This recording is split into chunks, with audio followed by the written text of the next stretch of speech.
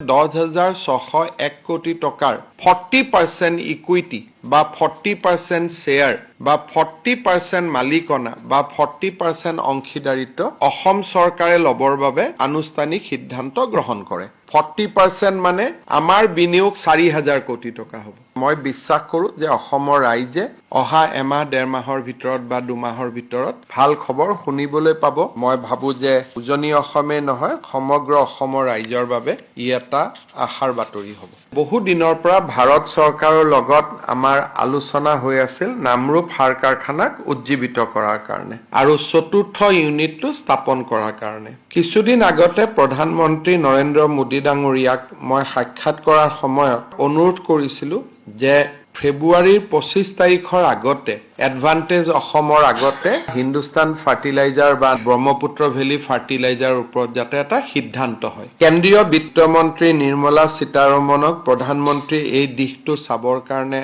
এটা দায়িত্ব দিছিল আৰু তেখেতসকলে গোটেই সাৰ কাৰখানাটো কেনেকৈ পুনৰ উজ্জীৱিত কৰিব পাৰি তাৰ বাবে এটা ইতিমধ্যে প্ৰকল্প প্ৰতিবেদন প্ৰস্তুত কৰিছে আৰু এই গোটেই প্ৰকল্পটোত 10,601 কোটি টকা বিনিয়োগ কৰা হ'ব আৰু ভাৰত চৰকাৰে অসম চৰকাৰলৈ এখন পত্ৰ দিছিলে যে ভাৰত চৰকাৰে এই ইউনিটটোৰ 60% মালিকনা ৰাখিব আৰু 40% মালিকনা ৰাজ্য চৰকাৰে ৰাখিব লাগিব আৰু ৰাজ্য চৰকাৰে যদি 40% মালিকনা আৰু বিনিয়োগ কৰিবলৈ সন্মত হয় তেতিয়া ভাৰত চৰকাৰে প্ৰকল্পটো আগুৱাই লৈ যাব। ৰাজ্যৰ কেবিনেটে 10,601 কোটি টকাৰ 40% ইকুইটি বা 40% শ্বেয়াৰ বা 40% মালিকনা বা 40% অংশীদাৰিত্ব অসম চৰকাৰে লবৰ বাবে আনুষ্ঠানিক সিদ্ধান্ত গ্ৰহণ কৰে। 40% মানে আমাৰ বিনিয়োগ 4,000 কোটি টকা হ'ব।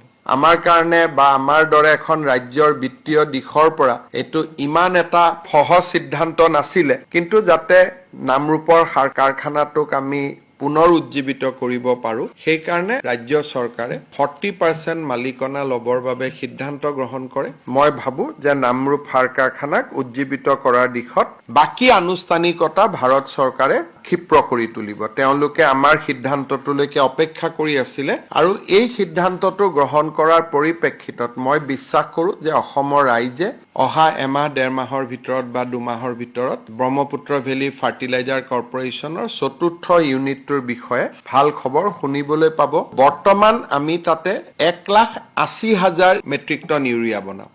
1,80,000 মেট্ৰিক টনৰ পৰিৱৰ্তে 12 লাখ মেট্ৰিক টনলৈকে ইয়াৰ আকাৰ বৃদ্ধি হ'ব আৰু ই এমনিয়া আৰু ইউৰিয়া বনাব।